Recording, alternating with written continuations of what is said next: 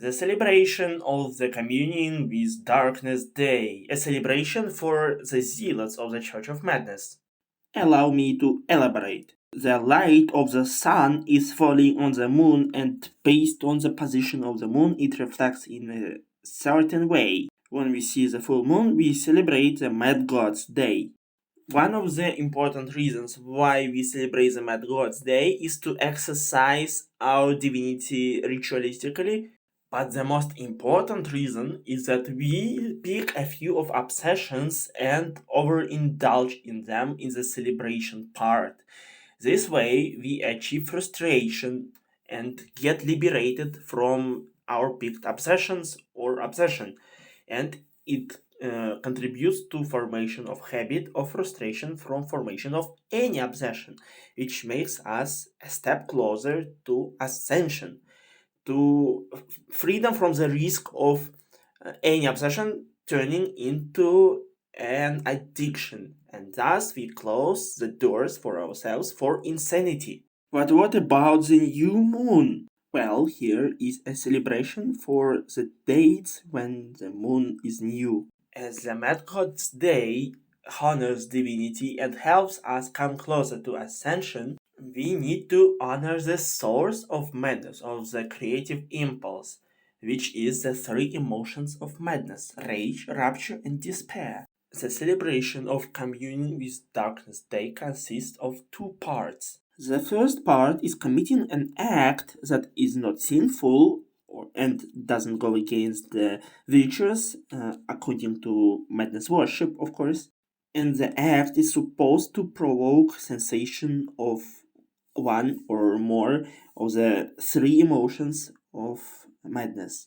For example, it can be watching horror movies, going to the woods in the dark, Watching melodramas, gifting your favorite pet to someone and hurting your own feelings, or indulging in revelry of excessive party going.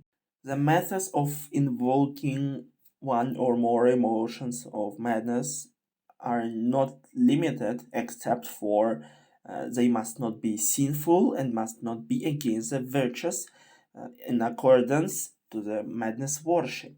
the second part requires one to be inspired by those experienced emotions and commit acts under influence of that inspiration. The acts must not be against the virtues of madness worship. I suggest you to pause and read because we continue now. And the actions must not be sinful. Here is what we consider sinful. Pause. Continue.